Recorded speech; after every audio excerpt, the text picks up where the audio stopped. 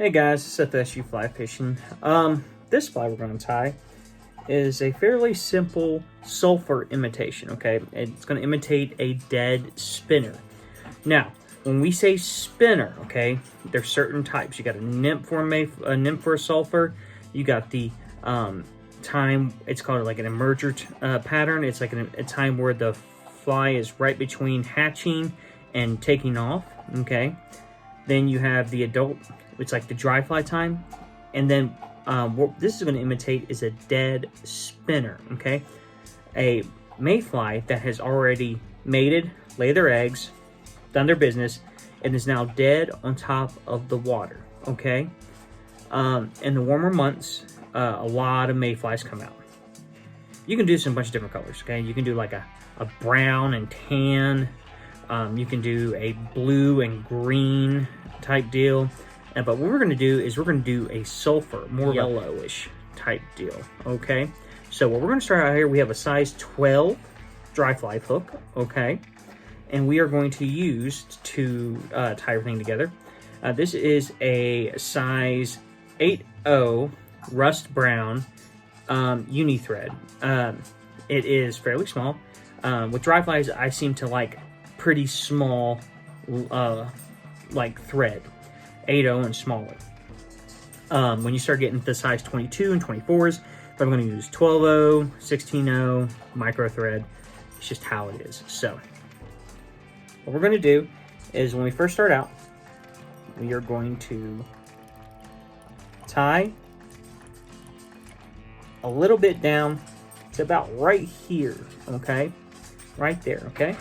Let's clip it. Okay.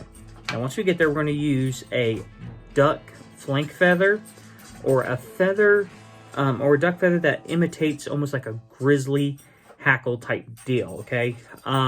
You can use your Coq de Leon, but I prefer to use duck. And the only reason I say that is it's a little bit longer, has a little bit more curve to it, and it imitates an adult mayfly's tail really well.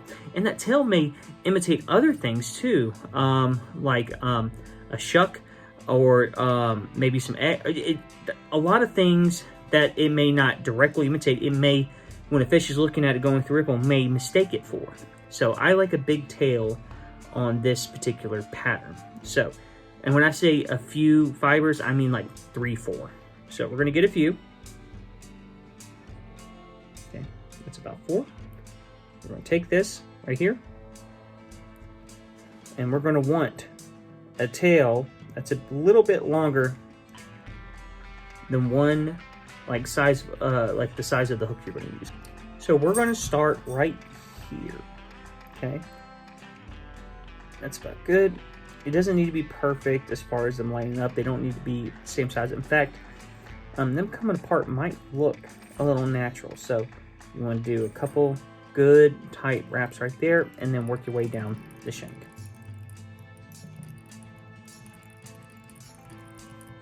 Okay, once you get to the back, right here, you can see the tail is a little, it's pretty long, but that's fine, that's what we want. So we're going to cut off this, all right?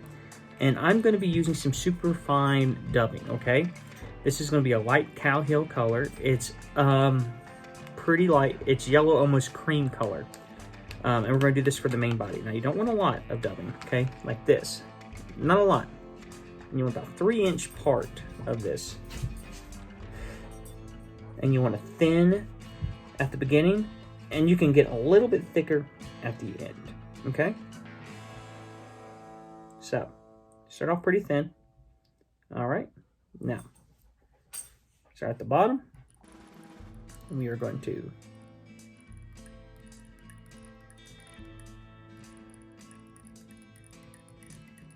make our way up. Now you see me coming back on it, and that's just if it's just a little too thin, then I want to make it a little bit more. See, it was a little too thin, and that's fine. That's fine. There, a lot of times when going through these things, you tie. In the last 2 weeks, I've tied probably like 30 different flies.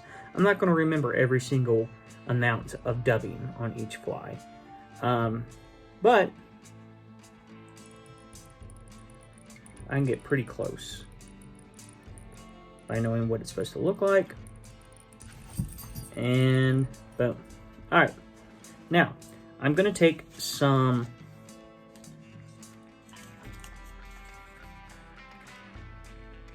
floating yarn. Okay, this is by Wapsi. Yeah, Wapsi. Okay. And I'm going to cut off a little bit. All right, when I mean a little bit, I mean like the whole thing, like that much. Okay. So cut it off, and I'm gonna split this in half. You only need half of this for one of them, okay? So you split it in half, straighten it out. Okay? Now we're gonna take this thread right here, and we're going to first wrap it down, and then I like to straighten it out after wrapping it down. Start doing some X-wraps. Okay? Now, again, good Lord, cooperate with me, please. Okay, this side, go this side, and once you got it down, pretty good, okay, that's it. Now, right now, this is what it looks like. What we need is a little bit darker dubbing for the thorax and up. So I like to do this little sulfur orange right here, okay? Super fine. Again, you don't need a lot. I'd use about the same amount that you used for the bottom part for the top part. Now,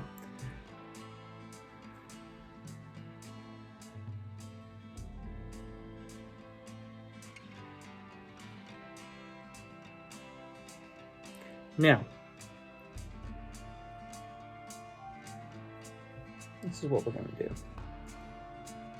I like it to be a little thick at the beginning for this, because we're going to do some cross wraps. Okay.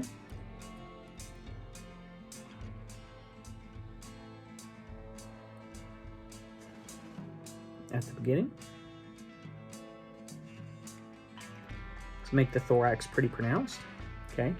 Once we do some cross wraps, and we can make it a little bit thicker right there. Okay. Now, I want to put a little bit more dubbing on there. You really don't need it, but I like a little bit more. So, and I mean a little bit more, I mean, you might not be able to see this on camera. Like, well, yeah, you can. It's a little bit darker than the cow heel, so. Okay. Less than that. Okay. Going to go around the front. Work our way to the eye. Very slowly. Once we get to the eye, right there, wrap off a few. We're going to find our whip finish tool. Okay.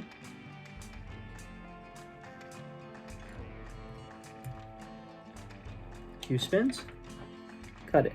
Now we're not quite done yet. Okay. Now, if y'all see these wings are a bit long. Okay.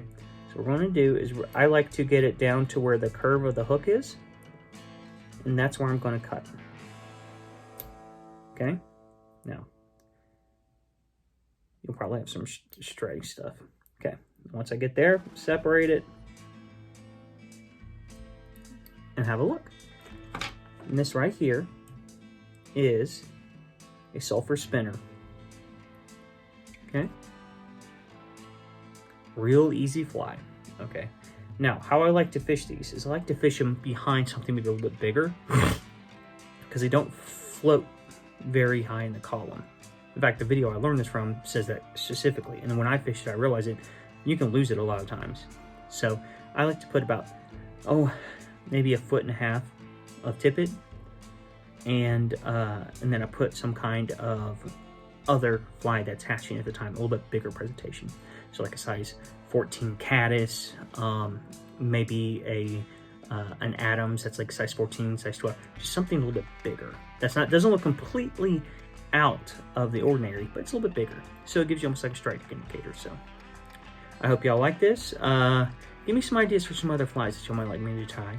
And we should be fishing this weekend, and I hope we get a hold of a big one. That'd be awesome. So if you have any questions, please leave a comment, guys. If you enjoyed this video, thumbs up always helps. And if you want to see more, please subscribe. And as always, guys, tight lines and blessings.